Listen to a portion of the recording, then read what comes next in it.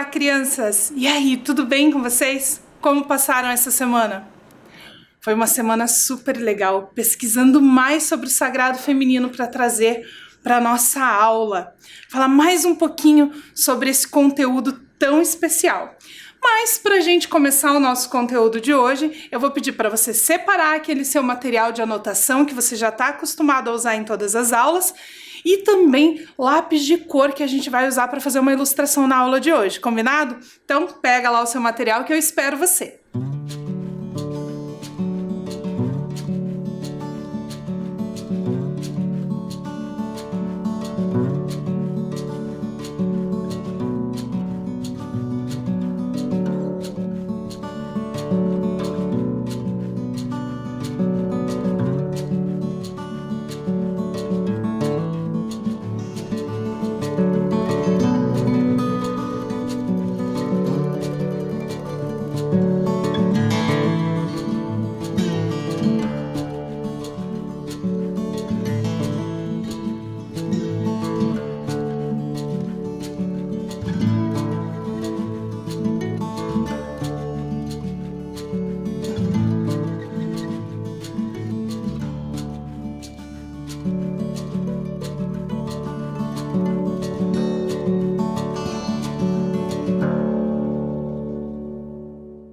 Agora que você já está com o seu material separadinho aí, vamos lembrar um pouquinho do que nós vimos na semana passada? Na semana passada nós estávamos falando sobre um dos arquétipos do sagrado feminino. Nós estávamos falando sobre as anciãs. Isso, sobre aquelas mulheres mais velhas. E agora eu vou te propor uma coisa. Um momento de reflexão. Eu vou te dar aí um tempinho para você pensar. Feche seus olhos e imagina. Quando a gente fala a palavra anciã ou idosa, qual imagem de mulher vem na sua cabeça? Como que você imagina essas mulheres idosas e anciãs? Pensa rapidinho aí em como que você imagina essas mulheres mais velhas.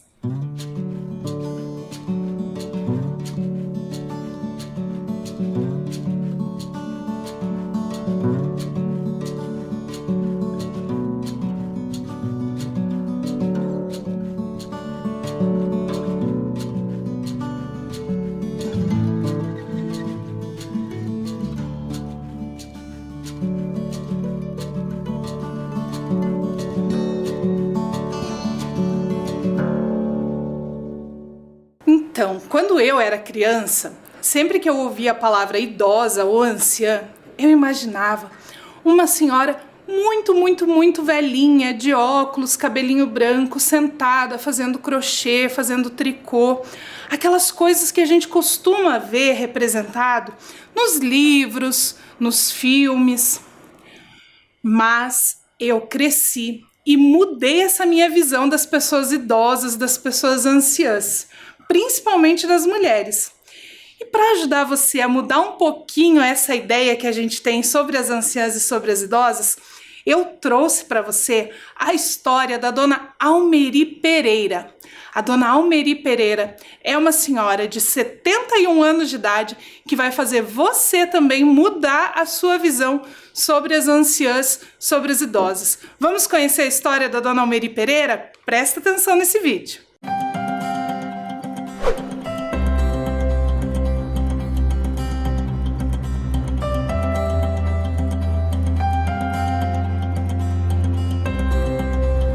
A educação, a formação te faz tu ter conhecimento para te poder argumentar alguma coisa. Porque ninguém pode argumentar sem conhecimento de causa. E conhecimento de causa é na educação, é com estudo.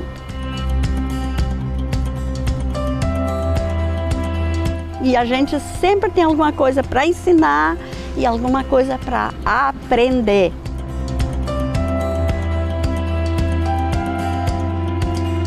Fiz a EJA, já com 60 e poucos anos de idade, e daí, quando terminei, eu disse assim, mas eu vou fazer vestibular. Eu vou para Santa Maria, lá para o UFSM, lá no campus, porque eu quero estar no meio de gente. E foi assim que eu cheguei até aqui. Passei em segundo lugar dessa vez na minha categoria e daí ingressei em 2015 na pedagogia.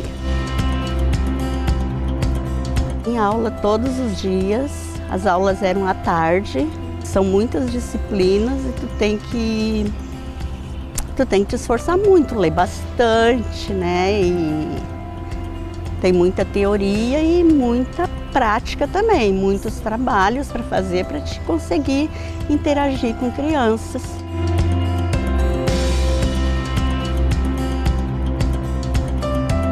Desde do terceiro semestre a gente já ia nas escolas, fazer umas observações e interagir 1 ou 2 dias.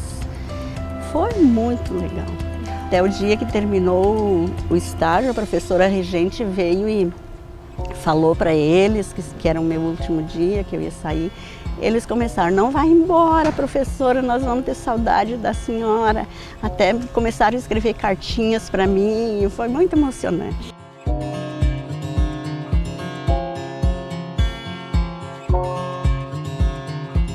O meu TCC se referia à inclusão de alunos surdos em escola estadual, mas depois de examinar 147 dissertações da UFSM, porque se referia aqui, pendeu para a inclusão de surdos na UFSM, porque foi o que eu mais encontrei que falasse. Então é assim, o TCC muda de rumo, muda de nome, muda de... A pergunta é a mesma, né? A gente tem um foco, mas ela pode modificar. Tirei 10. Tirei 10 e ainda recebi uma homenagem lindíssima da banca. A formatura foi homenageada, agradeço aos professores, aos colegas, porque inclusive o colega que escreveu o discurso representando a turma, ele falou muito lindo, ele falou de mim. Eu agradeço muito esse colega e como agradeço também as outras professoras que também falaram em mim.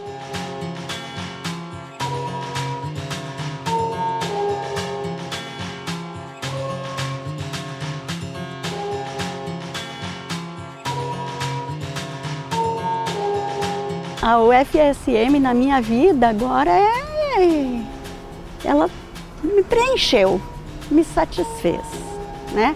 Ela é parte da minha vida. Eu amo a UFSM, eu amo. E aqui tem profissionais legais e os estudantes são tudo assim, pessoas que eles... Pode às vezes até tu pensar, ninguém está dando bola para ninguém. Mas se tu precisar de alguma coisa, com quem tu falar, eles têm uma educação e um respeito para te ajudar no que a gente solicitar. Então aqui é tudo, eu torço muito para que continue esse sistema, essa UFSM, com esse estudo, com essa dedicação que eles têm, porque eu fui lindamente acolhida aqui.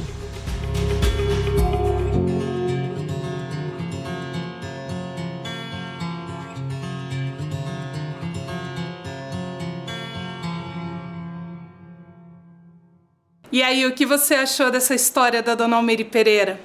Aos 71 anos de idade, ela se formou na faculdade. Olha só que história legal!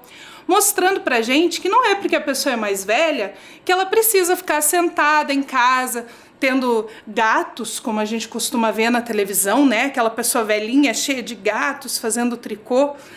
Dona Almeri Pereira, muito pelo contrário, foi para a universidade, foi estudar, realizar o sonho dela de ter aí um curso superior. Olha que bacana! E a Dona Almeri Pereira, no dia da sua formatura, ela falou uma frase muito bacana, que nós vamos ler juntos agora e depois você vai copiar no seu caderno, combinado? A frase que ela disse foi a seguinte: ninguém sabe tudo. A pessoa pode ter 100 anos, mas sempre vai ter alguma coisa para aprender.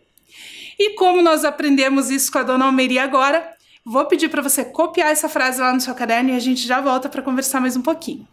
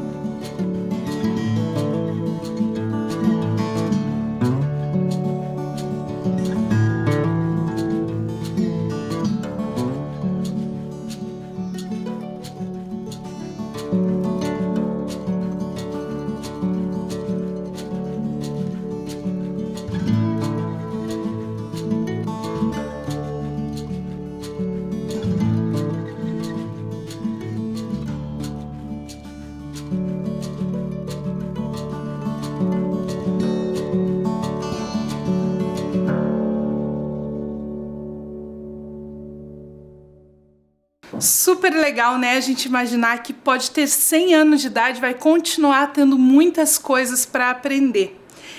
E eu aprendo todos os dias, quando eu converso com outras pessoas, quando eu vou para algum curso, para alguma aula na universidade, quando eu faço alguma pesquisa, leio algum texto para trazer aqui para vocês. E hoje nós vamos falar sobre o terceiro arquétipo do sagrado feminino. Nós já falamos sobre as mães, nós já falamos sobre as anciãs e hoje nós vamos falar sobre as donzelas. Aí você deve estar pensando, donzela, professora? Essa palavra parece que saiu de um filme, de uma história medieval. Nós hoje em dia usamos mais a palavra meninas, que na verdade quer dizer praticamente a mesma coisa. Nós usamos muito aqui no Brasil as palavras menina, moça, ou aqui na região sul do país a palavra guria, que na verdade também são sinônimos aí da palavra donzela. E nós vamos começar a nossa fala sobre as donzelas, sobre as meninas, lendo uma poesia da Cecília Meirelles, que eu tenho quase certeza que você já leu em algum lugar. Provavelmente no seu livro de língua portuguesa ou em algum outro livro de literatura que você pegou lá na biblioteca da escola para ler. Provavelmente você já viu essa poesia em algum lugar. E nós vamos ler juntos agora. Acompanhe a leitura lá comigo. As meninas. Arabella abria a janela.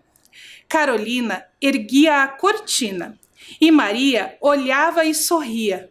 Bom dia! Arabella foi sempre a mais bela, Carolina a mais sábia menina, e Maria apenas sorria. Bom dia! Pensaremos em cada menina que vivia naquela janela, uma que se chamava Arabella, uma que se chamava Carolina. Mas a profunda saudade é Maria, Maria, Maria, que dizia com voz de amizade, bom dia. Cecília Meirelles. A Cecília Meirelles escreveu, então, esse texto como uma homenagem a essas meninas. Como esse texto é super legal, e se você ainda não leu ele nas aulas de língua portuguesa, provavelmente ele ainda vai aparecer em algum material seu, nós vamos agora copiar, então, esse texto. Para copiar, como a letra ficou meio pequenininha ali para ler, eu separei ele uma estrofe em cada tela para você conseguir fazer a cópia direitinho, combinado? Então, vamos começar lá a sua cópia.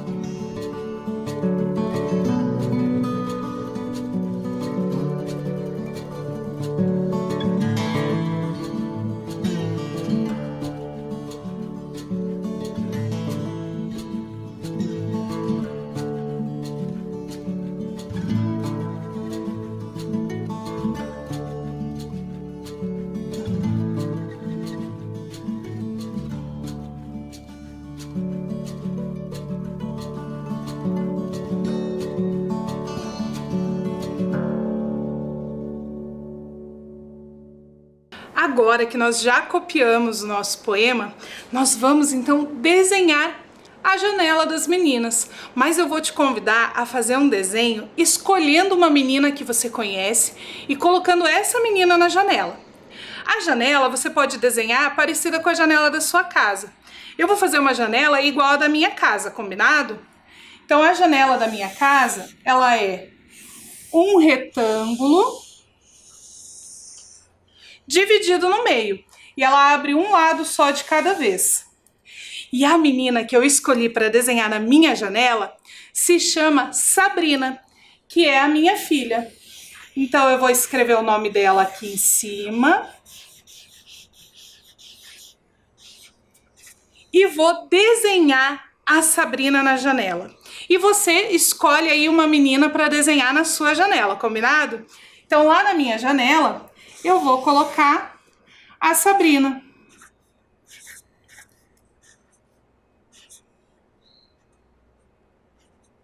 Ela tem o cabelo todo enroladinho.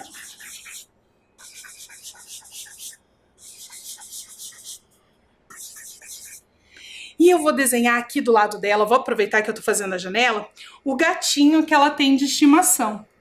Então eu vou desenhar aqui o gatinho dela, olhando pela janela, junto com ela.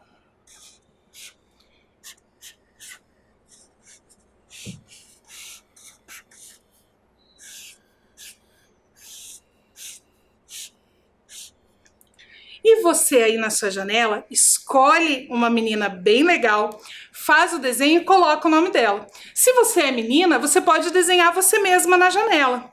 Ou então, alguma amiga sua, alguma colega, sua irmã, sua prima.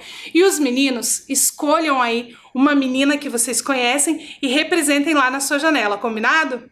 Então, faça o seu desenho e a gente já volta a conversar mais um pouquinho.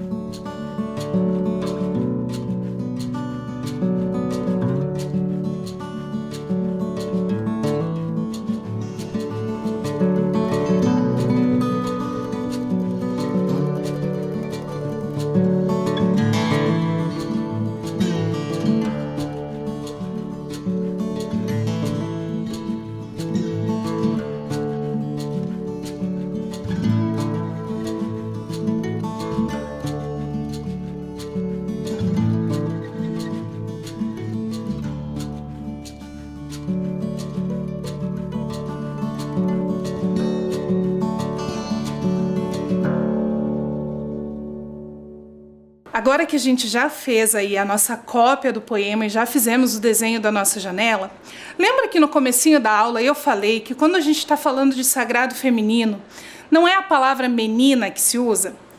Se usa uma palavra que se usava bastante antigamente, mas em textos religiosos ainda se usa esse termo, que é a palavra donzela.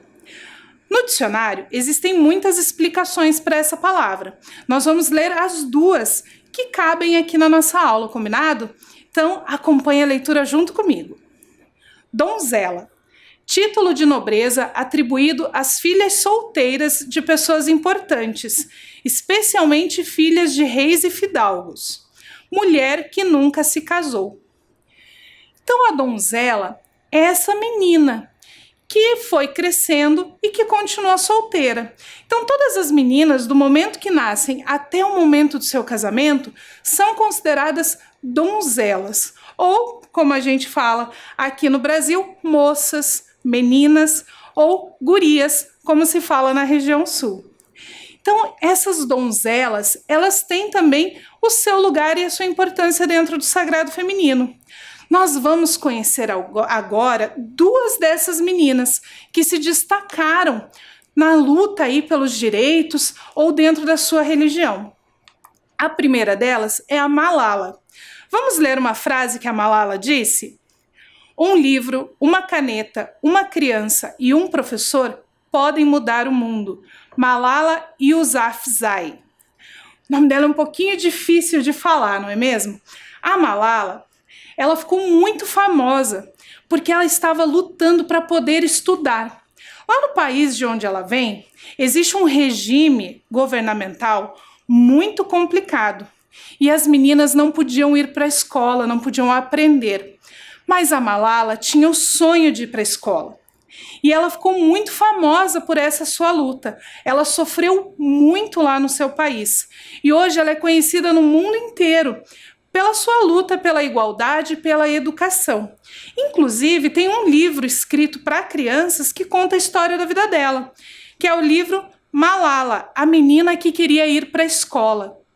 Quando as aulas voltarem a acontecer na escola, você pode procurar lá na sua biblioteca, se tem para emprestar, ou se não, você pode procurar na biblioteca pública em algum espaço onde você consiga ler. É um livro super legal, uma história muito bonita.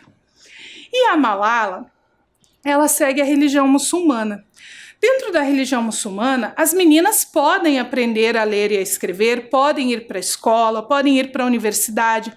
Inclusive, a primeira universidade do mundo foi fundada por uma mulher muçulmana. Mas, infelizmente, no país onde a Malala morava, as pessoas não pensavam assim. E por isso ela sofreu muito. Mas se a gente prestar atenção, tanto na foto que apareceu ali para você do lado da frase, quanto na capa do livro, a Malala usa o hijab, porque ela continua seguindo a religião muçulmana.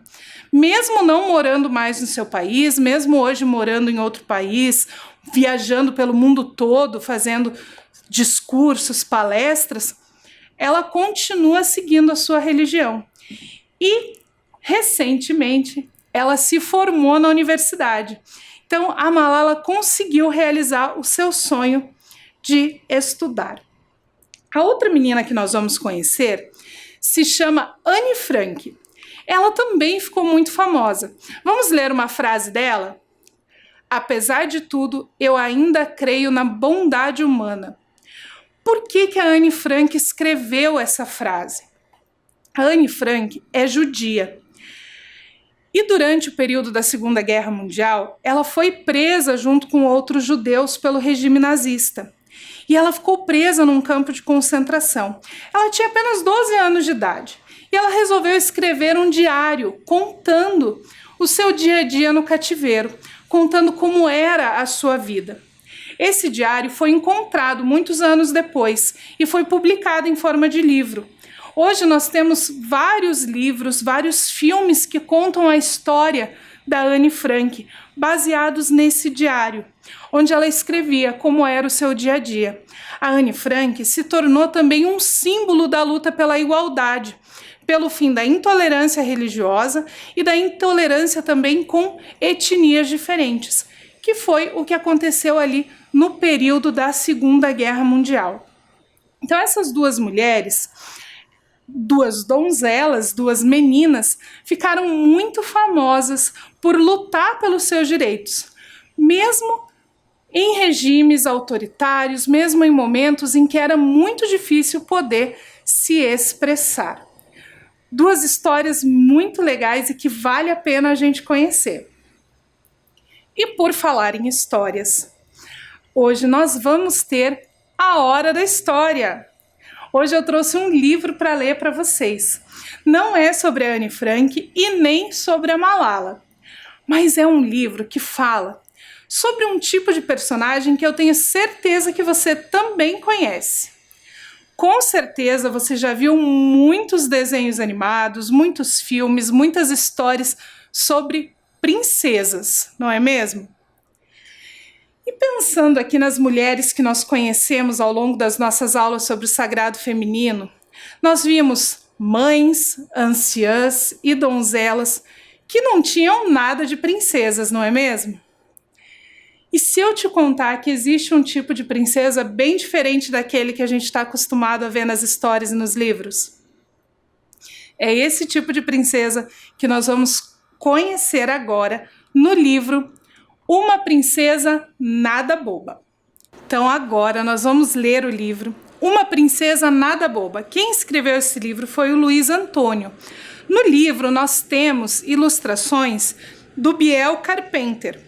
Mas aqui pra gente eu trouxe uns outros desenhos para você ir imaginando como será essa princesa nada boba, combinado?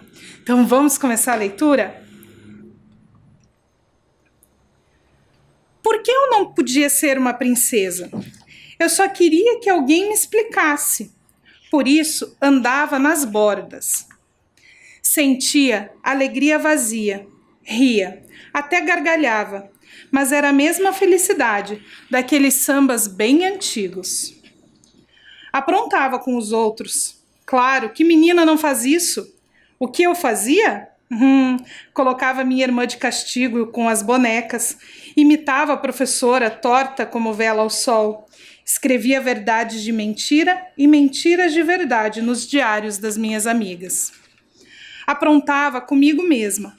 Mandava bilhetinhos para o Antônio dizendo que era Ana, e ele ficava todo bobo atrás dela, que não entendia nada. Dentro de mim, meu peito se quebrava como um cristal. Mas sempre chovia na minha cabeça, e ela transbordava. Por que eu não podia ser igual a uma princesa? Cachinhos dourados, longos fios escorridos, narizinho pontudo. Nome importante. Para quem não me conhecia, eu me chamava Stephanie e fazia questão de dizer com P e H. Por que eu não podia ser igual a uma princesa? Minha filha, você é uma princesa. E meu pai trancava o rosto com os mais pesados cadeados, com correntes grossas. O advogado, que sempre tinha resposta para tudo, silenciava de dor profunda. Minha mãe, a professora, tinha todas as respostas para os seus alunos.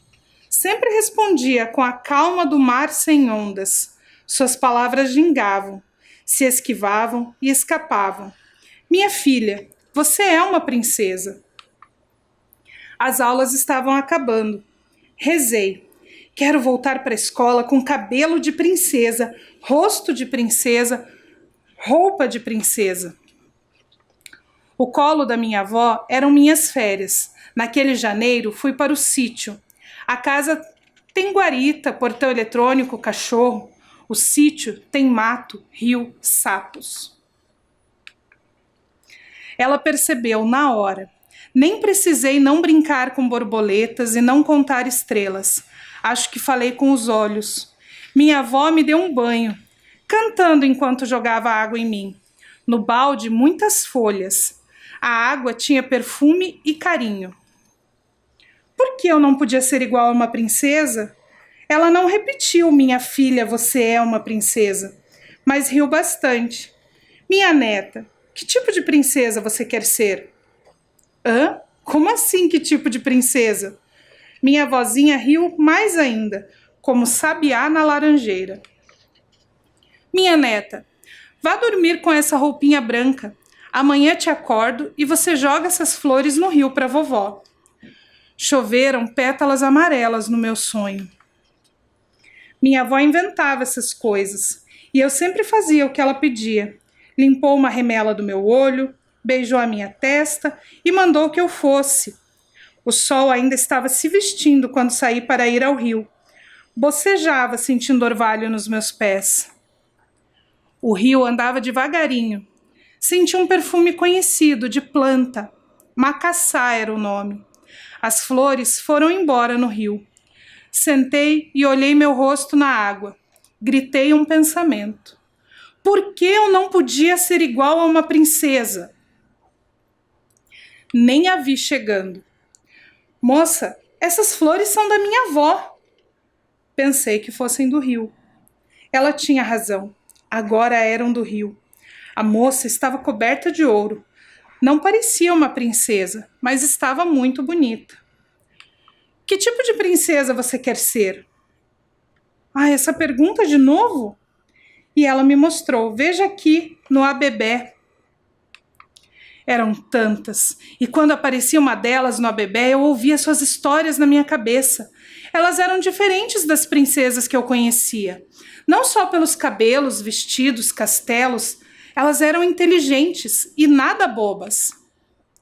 Oiá foi uma princesa das terras onde hoje é a Nigéria, na África. Viveu por volta do ano 1400 a.C. Além de ser muito bonita, era uma guerreira. Não tinha medo de nada, nada, nada. E virava búfalo quando queria. Desde quando princesa faz tudo sozinha? Ou tem superpoderes? Não tem medo nem da morte? Nzinga Mbande foi princesa e depois rainha do reino de Ndongo, onde hoje fica Angola. Nasceu em 1582. Conseguiu a aliança de vários reinos para lutar contra a invasão dos portugueses, que queriam escravizá-la. Ué, princesa que não fica chorando à espera de um príncipe? E vieram outras histórias. Vi a moça que segurava o abebé, a mais linda de todas, usando sua beleza com inteligência e conseguindo o que queria. E vi a avó da minha avó, princesa vinda de Queto, negociando, conversando, resistindo e juntando muita gente na Bahia. Chorei. As lágrimas tinham sabor de sal e de revelação. Tirei a mão do rosto. A rainha tinha ido embora. Mergulhei no rio e saí de lá diferente. Sou uma princesa. Escorregavam sorrisos da minha avó. Pronto, já sabe que tipo de princesa quer ser. Liguei para os meus pais. Eu sou uma princesa. Você sempre foi. O silêncio depois da conversa foi o mais lindo que já ouvi. Na volta às aulas, chamei a Ana e contei tudo. Ela disse que queria ser Nzinga quando crescesse. Aninha, só, por favor, me chama pelo meu nome de verdade? Continuei aprontando muito, talvez até mais. Olhei para o Antônio, sorri sorriso de flor sendo regada. Meu nome nunca foi Stephanie com PH. Eu me chamo Odara, nome de princesa, nada, nada boba.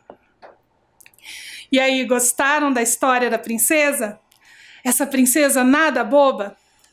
Então, na aula de hoje, nós aprendemos sobre o sagrado feminino e vimos que existem muitos tipos de princesa.